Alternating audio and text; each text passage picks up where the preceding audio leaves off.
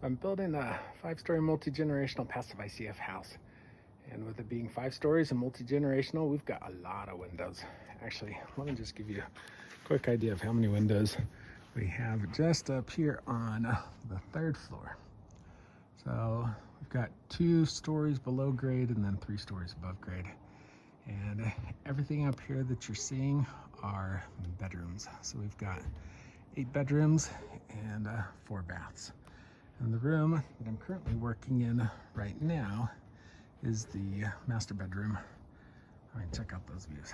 Anyways, but back to the topic of the video. So I need to be putting my ICF block going across the openings of the windows, and wanted to share with you some of the tools that I'm using to that I've learned along the way to install the block above the window. So I don't know if you can see it, but there's actually only about 10 inches, actually 10 inches exactly, of foam block that is connected into the corner blocks up there.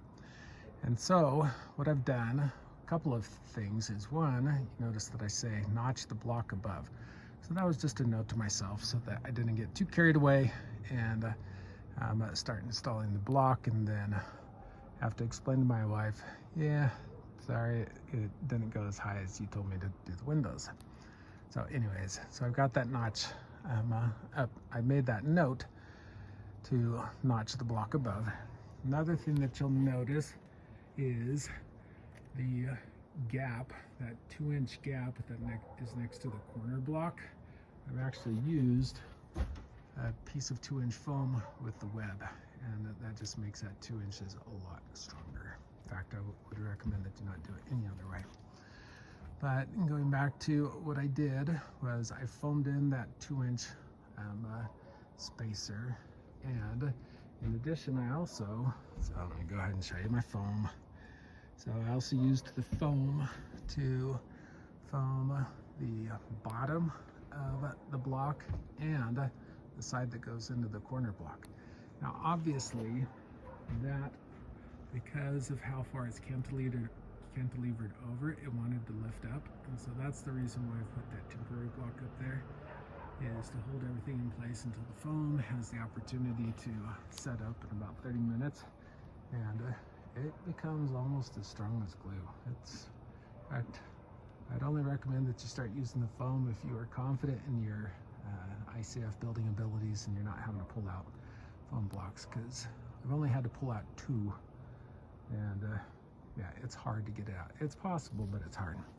A couple other tools that I use this little speed square just so that I can make a couple of marks on the foam as far as up there where I'm notching, and then I use my level as just a straight surface.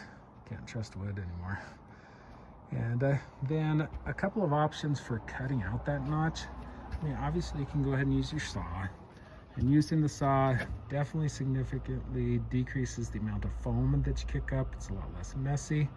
As you can see with the skill saw, that's my preferred method. It creates just a ton of dust. It gets all over your clothes. But when I'm having to do a lot of cuts, and today I'm gonna have to be doing a lot of cuts going over all of these windows, it just gets kind of tiresome doing it with the handsaw, and that skill saw just cuts it like butter, and it makes a really nice straight cut. So that's what I do, is follow my line, cut it, and so now that other block up there is just for measurement purposes, so I'll be taking that down. Anyways, hopefully somebody has found some of these tips to be helpful. Be sure to like and subscribe. I'm almost done, just got a couple more rows to go until I've stacked 48 feet high, at least on the south side. On the north side. On the south side it's a little bit shorter because it's monoslope roof. But anyways, like I said, be sure to like and subscribe, and thanks for watching.